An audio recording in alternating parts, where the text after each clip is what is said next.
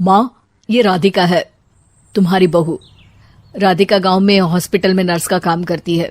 बस हम दोनों में दोस्ती हो गई और हमने शादी कर ली। राधिका, माँ के पैर छू। अरे चल हट नालायक। अरे मैंने क्या क्या सपने देखे थे कि तेरी शादी किसी अमीर घर में करूंगी और दहेज में लाखों रुपए लूंगी, और तू गांव की इस मामूली लड़की को मेरी बहू बनाकर ले आया। लेकिन बेटे की जिद के आगे सुनीता देवी मजबूर हो जाती है। राधिका सुनीता देवी को फूटी आंख भी नहीं भाती थी। तुम चिंता मत करो भाग्यवान, हम दोनों मिलकर अपनी बहू को इतना सताएंगे कि वो हमसे तंग आकर ये घर छोड़कर चली जाएगी। फिर हम अपने बेटे की शादी किसी बड़े सेठ की बेटी से कर देंगे, ठीक है? अगले दिन सुनीता देवी अपने बेटे का कमरा साफ कर रही होती है। तभी बहू के सामान में उसे एक बड़ी बड़ी मूंछों वाले आदमी की तस्वीर दिखाई देती है और उसके कंधे पर एक बड़ी सी बंदूक टंगी होती है। तस्वीर के नीचे लिखा होता है डाकू मंगल सिंह। ये किसकी तस्वीर है बहू? ये मेरे पिताजी की तस्वीर है। बस फिर क्या था। ये सुनते ही सुनीता देवी के हाथ पैर कांपने लगते हैं। वो भागती हुई सीधा अपने पति के कमरे में जाती है। अरे गजब हो गया जी, गजब। अरे क्या हो गया भाग्यवान? हमारी बहू एक मशहूर डाकू मंगल सिंह की बेटी है। हे भगवान, अब क्या होगा? क्या कहा? डाकू मंगल सिंह? अरे मर गए रे। सुना है वो तो बड़ा ही खतरनाक डाकू है, मारता ज्यादा है गिनता कम है। लोग पुलिस वाले भी उसके नाम से कांपते हैं। अरे सुना है वो तो हर हफ्ते 2-4 लोगों का ऊपर का टिकट कटवा ही देता है। हे भगवान, अब हम क्या करेंगे? ये हमारे नालायक बेटे ने कैसी मुसीबत हमारे गले बांध दी। हाँ वो तो है, अगर हमने बहू को जरा भी तकलीफ दी तो उसका बाप मंगल सिंह हमें गोली से उड़ा देगा। अब जो मैं कहता हूँ उसे ध्यान से सुनो। तुम बहू से बिल्कुल घर के काम मत करवाना, और ध्यान रहे उसे किसी प्रकार की तकलीफ नहीं होनी चाहिए, समझ गई ना? और ऐसा ही होता है। अगले दिन सुनीता देवी रसोई में खाना बना रही होती है कि तभी, ये क्या माँ जी, मेरे रहते आप खाना बना रही हैं? चलिए हटिए, मैं खाना बना देती हूँ। अरे नहीं नहीं बहू, तू यहाँ क्यों आ गई? जा, तू अपने कमरे में जाकर आराम कर, मैं खाना बना लूंगी। सुनीता देवी जिद करके राधिका को भेज देती है। फिर एक दिन, अरे फर्श पर कितनी धूल जमी है, माँ जी देखेंगी तो नाराज हो जाएंगी, मैं अभी यहाँ पोछा लगा देती हूँ।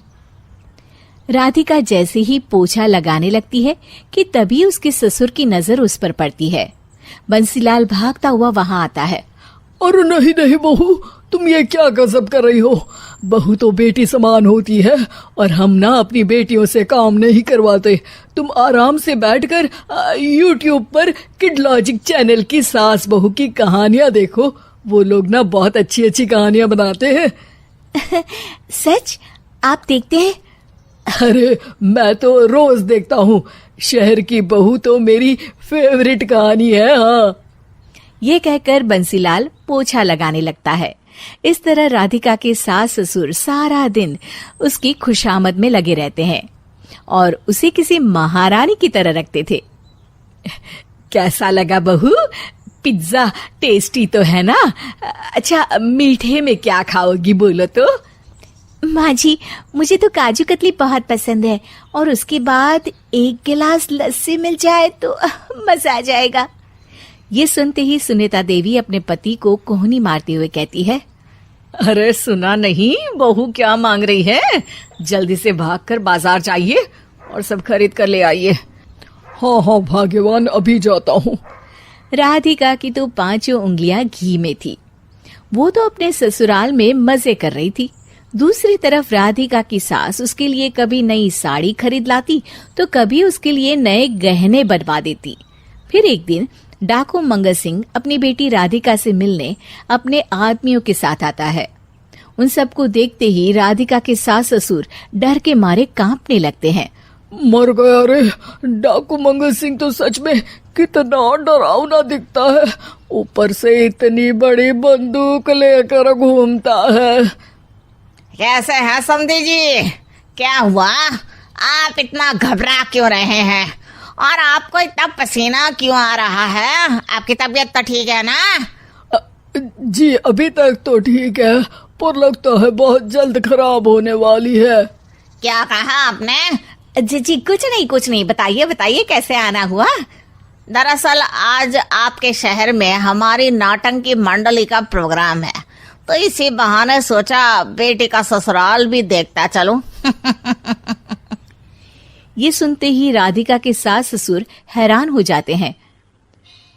क्या कहा? आप नौटंकी में काम करते हैं? हाँ माँ जी, पिताजी डाकू की एक्टिंग बहुत अच्छी करते हैं, उन्हें तो कई अवार्ड भी मिल चुके हैं। और ये बंदूक, ये तो असली लगती है। तभी राधिका के पिताजी अपनी नकली मूंछ निकालते हुए कहते हैं, इस मूंछ की तरह यह बंदूक भी नकली है। ये तो छर्रे वाली बंदूक है, इससे तो मैंने आज तक चिड़िया भी नहीं मारी। और खोदा पहाड़ और निकला चूहा। इसका बाप तो मामूली नौटंकी वाला निकला, और हम इससे डर कर बहू की नौकरों की तरह सेवा कर रहे थे। आपने सही कहा जी, इसके पीछे मेरे कितने पैसे खर्च हो गए, और काम कर करके मेरी तो कमर टूट गई सो अलग। अरे बहू, तूने अपने पिताजी के बारे में हमें पहले क्यों नहीं बताया? राधिका मुस्कुराते हुए कहती है, आपने तो कभी पूछा ही नहीं ना माँ जी।